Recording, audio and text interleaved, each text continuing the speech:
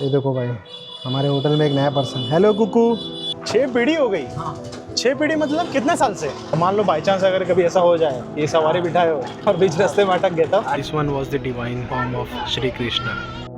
उज्जैन, जहाँ समय भी महाकाल के चरणों में झुक जाता है। यहाँ की गलियाँ, यहाँ की नदियाँ सब अपनी अपनी कहानी कहते हैं, चाहे वो संदीपनी आश्रम के ज्ञान से लेकर रामघाट की आरती तक हो। इस शहर में हर मोड़ पर जीवन बोलता है और फिर हर कदम भक्ति की तरफ ले जाता है।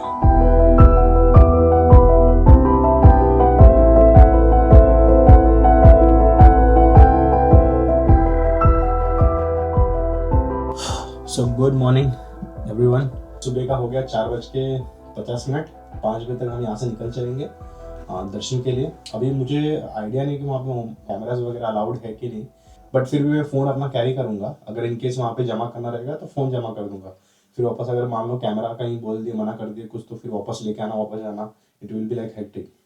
मोबाइल कैसा कॉमन है, वो हर किसी के पास होगा ही होगा। निकलते हैं अभी। सबसे पहले हम लोग महाकाल का दर्शन करेंगे। महाकाल का दर्शन जैसे करके फिर आगे देखेंगे क्या करना है। बाकी ठंडी बहुत है यहाँ पे, करीबन 8 डिग्री हो चुका है यहाँ पे। मैं सुबह सुबह नहा रहा था, फुल एकदम कड़ाहट वाली ठंडी है भाई। अभी हम लोग निकल चुके होटल से। ये खड़ी रही अपनी बाइक। ओ थोड़ी गंदी हो चुकी है। बाकी ये कल मैंने फिट करा दिया था, टेपिंग कर दिया, इलेक्ट्रिक टेपिंग, ताकि इसको ग्रिप मिल जाए। सही, अभी हिल नहीं रहा है ये रहा हमारा होटल सामने। अपना रूम उधर ही है सामने। ये है आई गेस कि हाँ ये वाला है। नहीं ये वाला नहीं, वो वाला है। हाँ वो वाला, लाइट बंद है ना, वो वाला है। चलते फिर। आवाज़ थोड़ा आएगा अगर तो थोड़ा सा प्लीज़ बेयर करना, बिकॉज माइक नहीं है मेरे पास। मैंने स्लीपर भी नहीं पहना क्योंकि ओनर ने बोला कि स्लीपर मत पहनो, छोड़ के जाओ, सही रहेगा। सो ये कुछ रूट है छोटी छोटी गलियों से। अभी हम लोग आगे इधर भारत माता मंदिर। फ़िलहाल एंट्री यहीं से दे रहे हैं, बाकी सब गेट बंद करके रखा है। ऑनलाइन वाले भी जो बुकिंग किए थे उनको जो डायरेक्ट एंट्री था उनका भी 6 बजे शुरू होगा। गेट नंबर 1 से जो नॉर्मल लाइन है वो भी चालू है, बिकॉज बस मारती चालू है। सो ये रहा लाइन, यहाँ से महाकाल मंदिर देखो। जब लोगों को दर्शन लेते हुए देखा तो एहसास हुआ कि भक्ति शब्द नहीं होती। किसी की आंखों में आंसू थे तो किसी के चेहरे पर सुकून। भीड़ में ऐसे हजारों चेहरे थे, पर प्रार्थना सबकी एक।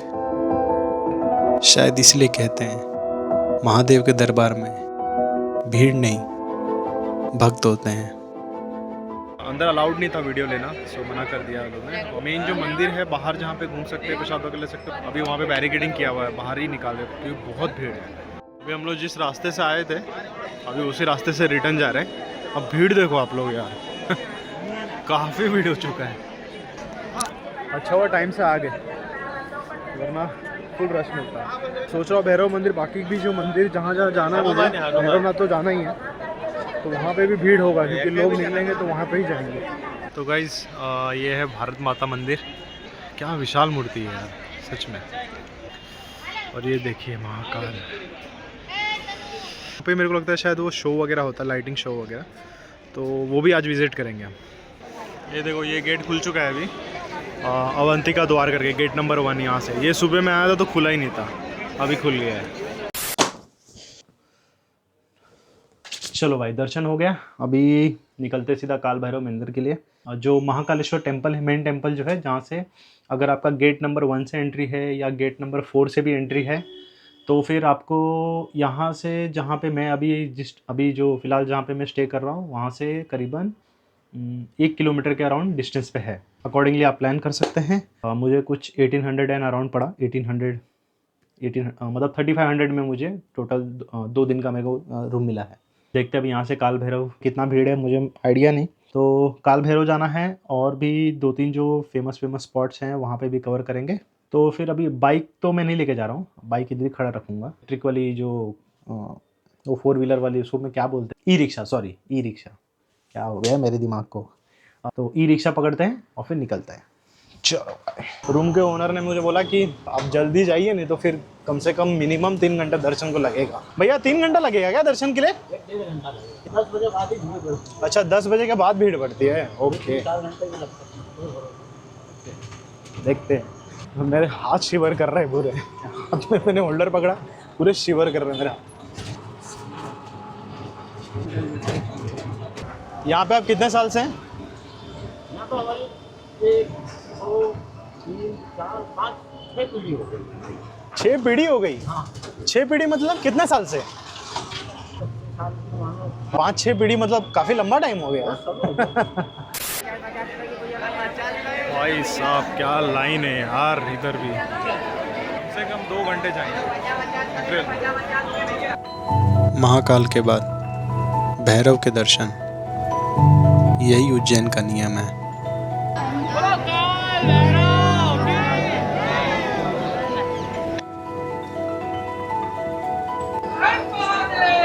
हर महादेव।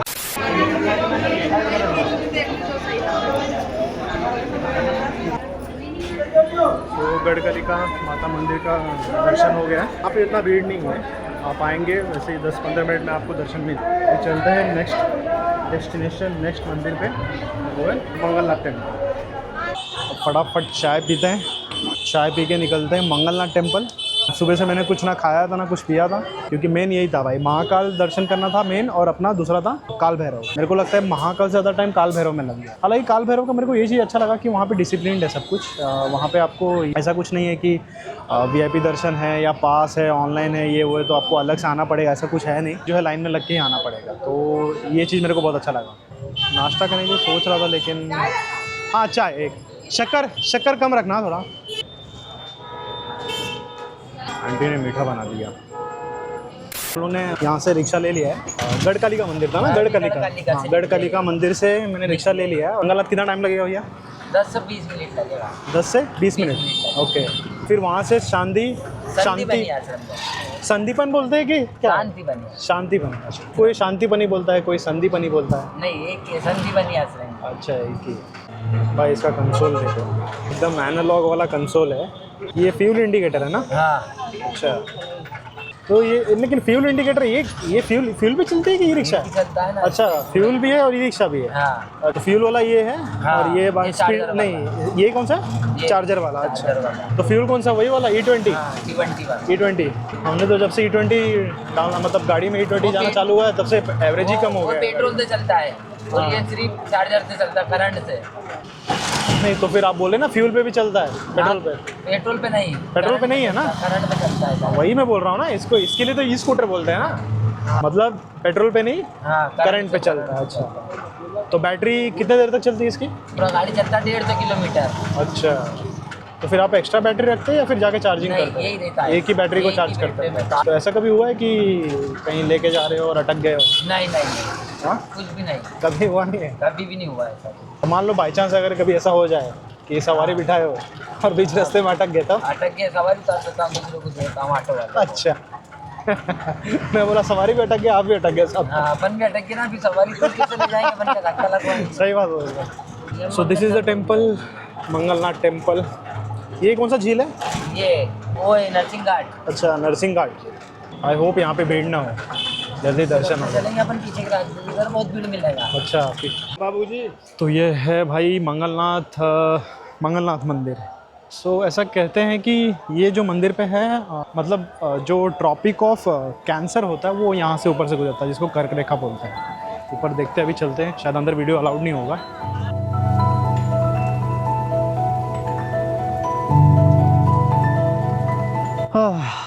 शांति, कितना अच्छा लग रहा है यहाँ बैठ के।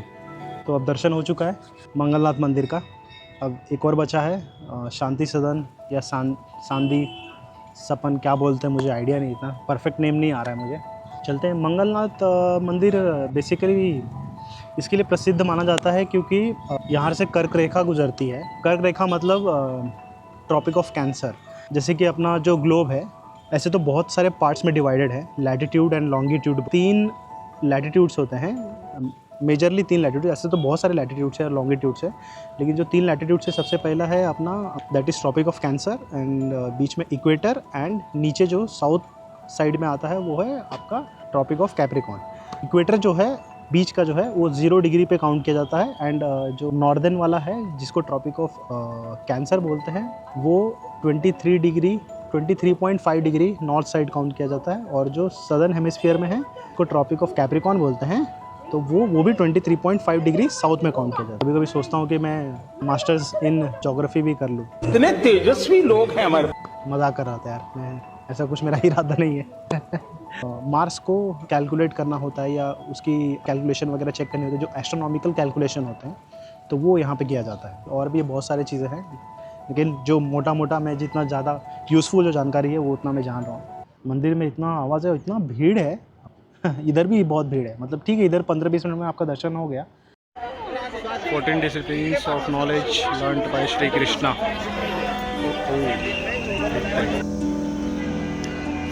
संदीपनी आश्रम है और टेम्पल, श्री कृष्णा विद्या स्थली।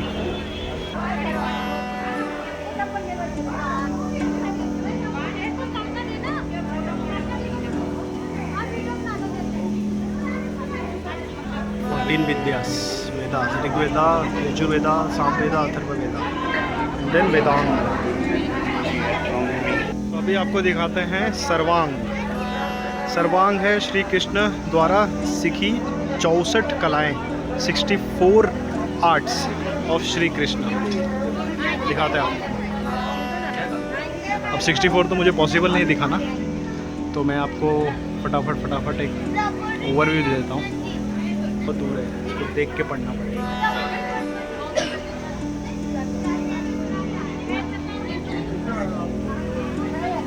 सेकंड है 64 पूरा वहाँ पे लगा हुआ है, पूरा ऐसा लाइन से लेके वहाँ तक। एक ग्लास की वजह से शायद रिफ्लेक्शन आता रहेगा पीछे से। जहाँ ज्ञान ने भगवान को भी शिष्य बना दिया, उसे संदीपनी आश्रम कहते हैं। बहुत सारी इन्फॉर्मेशन है, मैं सबको तो नहीं पढ़ पा रहा हूँ, लेकिन एक चीज़ कॉमन है मैं बोलूँगा। आप इमेज में देख रहे रहेंगे, हर इमेज में 4 पर्सन्स आर देयर। तो जो बैठे हुए हैं मेन ऊपर जो हैं ये ऋषि हैं, कृष्ण भगवान, सुदामा ये एंड बलराम, आई गेस। मुझे लग रहा है यही होगा। 62 इज़ विनाय की विद्या, वही जय की विद्या, एंड 64th इज़ व्यय मिली, फिजिकल एक्सरसाइज। ये बहुत ज़रूरी है, ये मेरे लिए भी ज़रूरी है। ये महाभारत का कुछ डिपिक्ट किया हुआ है आर्टिक्राफ्ट के फॉर्म में, एंड यहाँ पे डिटेलिंग भी दिया हुआ है। हर एक आर्टिक्राफ्ट के सामने डिटेलिंग दिया हुआ है। ये पूरा महाभारत का है, क्या वेल डिज़ाइन किया है इन्होंने, डिपिक्ट कर रहा है। O Arjun, you cannot see my divine form with your normal eyes, I give you the divine power of vision. This one was the divine form of Shri Krishna. ये रूप सिर्फ अर्जुन को दिखाई दे रहा था उस महाभारत में। जिसने भी आर्टिक्राफ्ट बनाया ना, बेस्ट वन। मैंने अभी तक ऐसा आर्टिक्राफ्ट नहीं देखा। अच्छा जगह, आप लोग आओ, जरूर विजिट करो। संदीपनी आश्रम करके हैं यहाँ पे।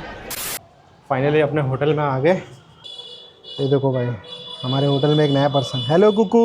ओ भाई, शर्मा गया है तो। अरे खड़ा हो जा।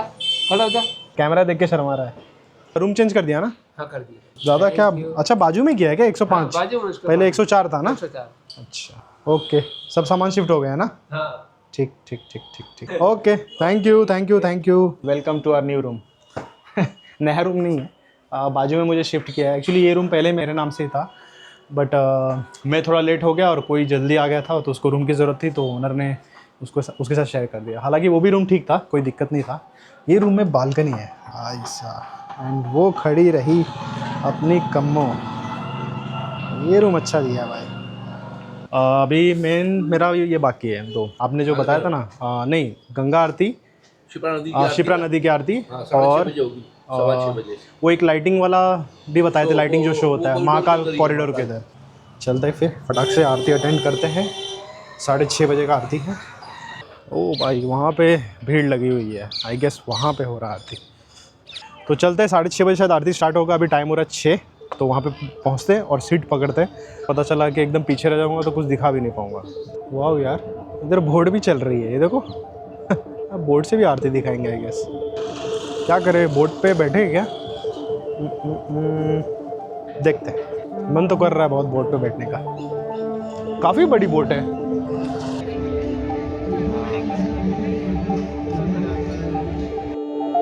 रामघाट पर आरती सिर्फ देखी नहीं जाती, इसे महसूस की जाती है।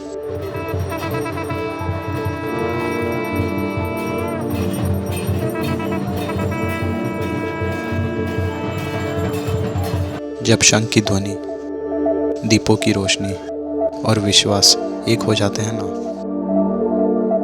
तो कुछ पल के लिए मानो तो ऐसा लगने लगता है जैसे महादेव पास ही हैं। तो अभी हम लोग जा रहे हैं लाइट शो देखने, महाकाल कॉरिडोर। भीड़ बहुत है भाई, बहुत है, मतलब बहुत है भाई। मैंने एक्सपेक्ट नहीं किया था कि इतना भीड़ रहेगा।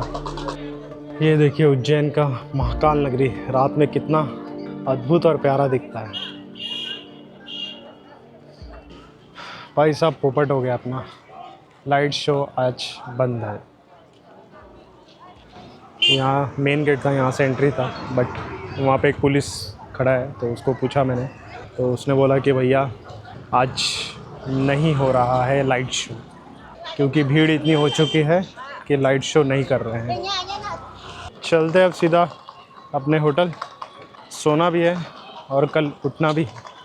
A few moments later. मैं सोच रहा हूँ कि फटाफट पैकिंग वगैरह करके रख देता हूँ, चेन लूप भी कर देता हूँ मैं इस टाइम पे ही।